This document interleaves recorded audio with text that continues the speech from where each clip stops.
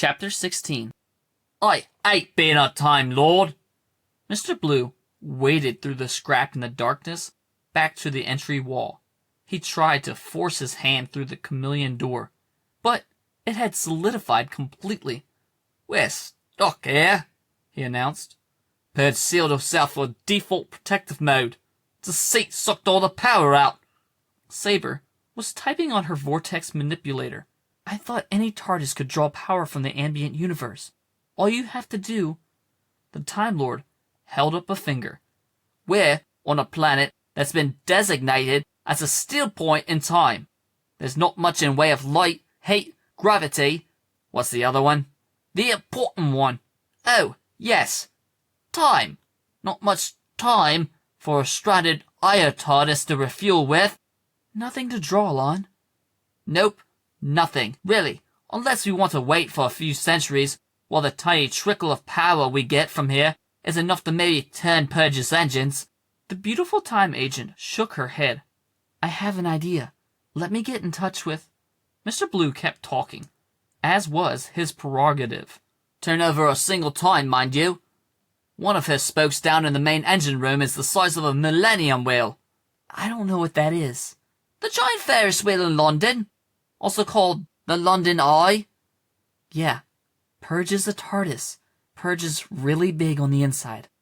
"I got it," Saber remarked dismissively.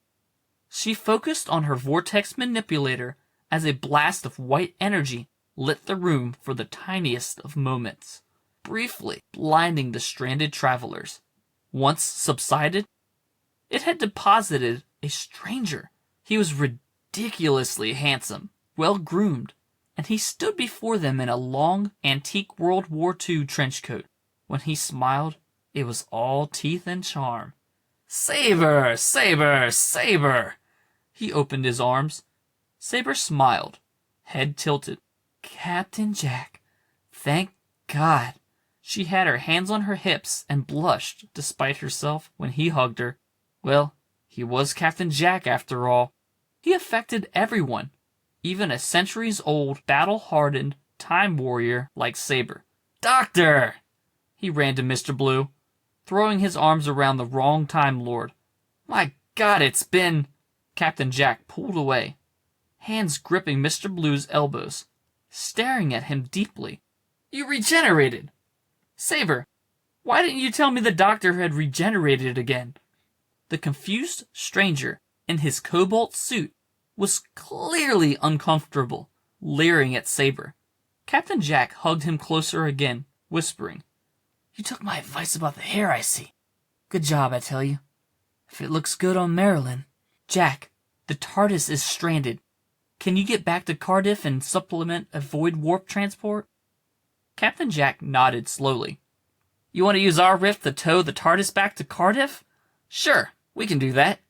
Once you're there, though, how..." Mr. Blue stomped his feet. "Oi!" Then, when he had their attention, he smoothed down his indigo tie. "Saber, I appreciate your initiative in getting the TARDIS." The Time Lord thrust his hands in his cobalt tie with a wince. "I was just curious about how long this may take, because I, have, previous engagement." He looked down at the wreckage of Purge. "To, murder a woman." Captain Jack looked at him. "What?" "If she's actually a woman at all." "What?" The attractive time agent rubbed Captain Jack's shoulder, noting how very broad it was. Then she looked at the miffed Time Lord in the blue suit. "Captain Jack is going to tow us back to Cardiff, so your TARDIS can repair and refuel using Cardiff Rift energy. In the meantime, you can adjust to your new incarnation and get to know the Torchwood crew."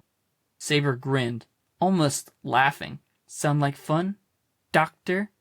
A wormhole appeared in the upper atmosphere, and Purge was slowly drug into it. The battered, antique grandfather clock was lurched from the frozen and icy debris, pulling from beneath the snow and frost on some invisible tow line.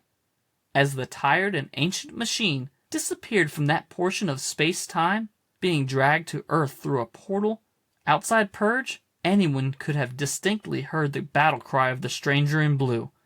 "I ain't been a Time Lord,"